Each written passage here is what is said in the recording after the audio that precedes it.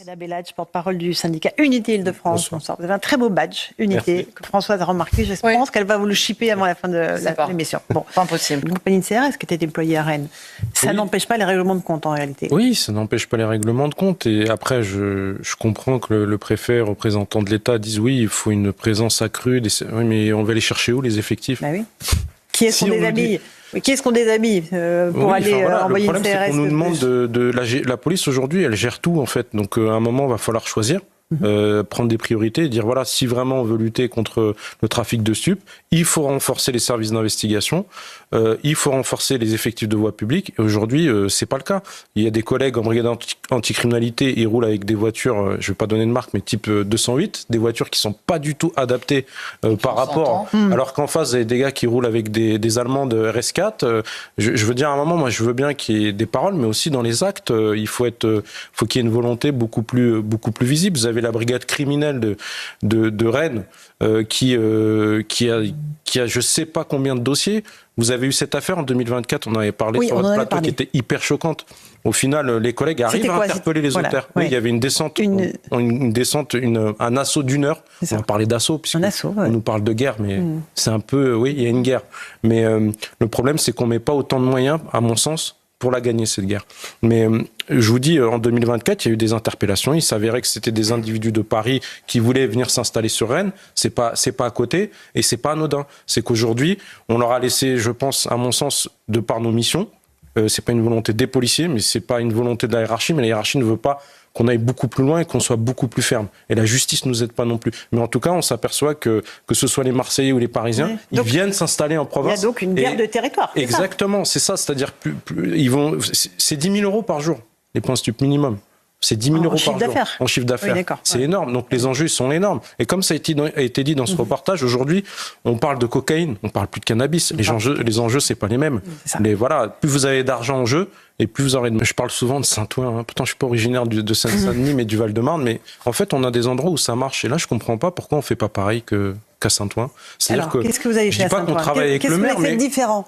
On a une vidéoprotection à laquelle, en général, on a accès. Dans le cadre des enquêtes, dans le cadre du flagrant délit aussi pour les collègues des brigades territoriales de contact, c'est-à-dire que dès qu'on voit un mouvement, un collègue de la PM qui est devant son écran toute la journée, il voit que ça deal beaucoup, voilà, on y va, on interpelle 5 mecs par jour et bilan, vous aviez 11 ou 12 points stup, aujourd'hui il n'en reste plus qu'un.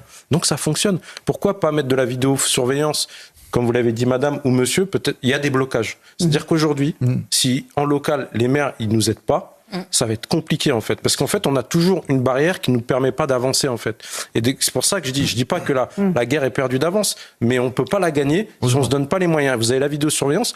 Je suis pas représentant de la police municipale, mais aujourd'hui à Rennes tous les 3 jours vous avez une fusillade. Je comprends pas qu'aujourd'hui la police municipale de Rennes elle soit pas toute armée. En fait pour moi et à Paris c'est pareil. À côté de ça vous avez une police qui je l'ai dit sur le plateau de Sonia Mabrouk la semaine dernière. Vous avez une police où les véhicules de 2023 ne sont pas tous livrés. On est en 2025. Donc voilà. Et là, on en revient à la question de la priorité. Le rapport de force en termes de moyens, ça, par contre, il est perdu. Ouais. Écoutez, moi, j'ai vu avec mes années de carrière que, oui, la consommation, on le sent. Et aujourd'hui, c'est pour ça qu'il y a autant de morts. En fait, les enjeux financiers, comme je disais tout à l'heure, ils sont tellement énormes. La réponse pénale, à mes yeux, elle est faible. Donc forcément, vous mélangez le tout, on en vient à ce résultat-là. Et les enjeux, ils sont tellement colossaux. On l'a vu sur certaines images, et plus ça va aller dans le temps, plus on va le voir, plus il y aura de morts. Les gars, ils sont suréquipés, en fait. Et c'est ça qui est compliqué pour nous. À côté de ça, nous, comme je vous dis, on quémande des voitures, on quémande du matériel. Vous avez vu le chiffre d'affaires 3 milliards %. Oui, et nous, combien on investit, nous? Aujourd'hui, pour avoir 15 voitures de police, c'est 700 000 €.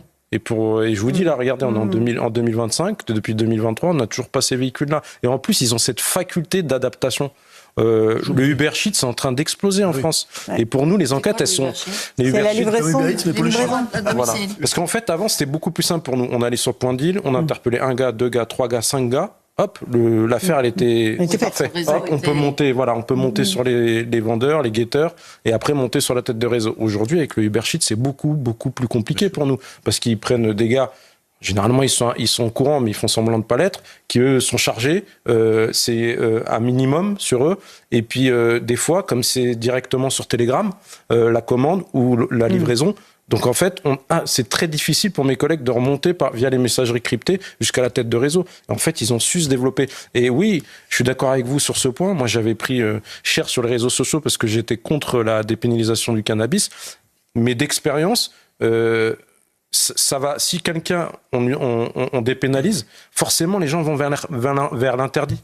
Forcément. Et on le constate, nous, en tout cas, sur le terrain. Oui, non, mais moi, si jamais ils ont un accès plus simple et c'est légalisé au niveau du cannabis, les gens ils vont passer à la coke, au crack, qui est pour moi le pire. Oui. Mais il faut surtout que la prévention, je pense que c'est important aussi, parce que les gens, des délinquants en cravate, si je puis dire, pensent que c'est une drogue qui est festive. Mais pas du tout, en fait. Ça détruit les neurones. Ça détruit tout, en fait. C'est des morts. C'est plus de 200 morts sur la route chaque année en France. Évidemment. Enfin, les répercussions, elles sont énormes. C'est des gens, en fait, je pense que c'est peine perdue. Je pense que c'est des gens... on parlait du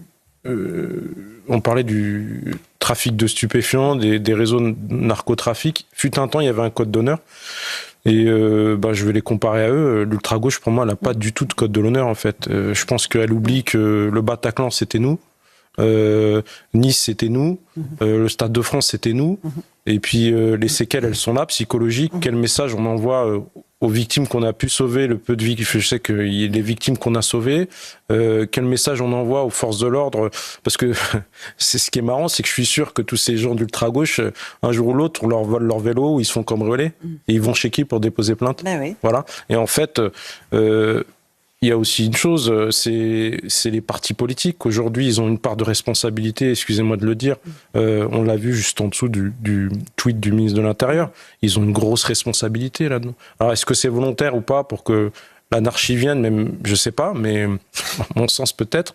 En tout cas, on fera tout pour que ça n'arrive pas, parce que la police, elle protège tout le monde, quelle que soit l'origine, quelle que soit la culture, quelle que soit la religion. Est-ce que vous pensez politiquement? On lâchera jamais, en fait. Évidemment. Et ces gens-là qui ont mis ces dispositifs-là, j'espère que quand ils seront interpellés, et j'ai des doutes là-dessus, parce que finalement, il n'y a pas de, pour certains magistrats, il n'y a pas de préjudice moral, en fait. Mais le préjudice moral, ça, c'est des mots qui font très mal. Parce que les policiers, aujourd'hui, comme on disait tout à l'heure, ils ont de moins en moins de moyens, mais tout ce qu'il leur reste, c'est le soutien des Français, et je leur remercie pour ça. Et sans faire de politique, moi, j'ai eu la chance de connaître la gauche de 98 qui a fait tout, et d'ailleurs qui a mis en place la police de proximité pour justement rapprocher la police de sa population. Derrière chaque boule de pétanque qu'on se prend quand on va dans un quartier, je ne vais pas dire le nom du parti politique qu'il y a sur la boule de pétanque, mais elle a sa part de responsabilité. Bien sûr.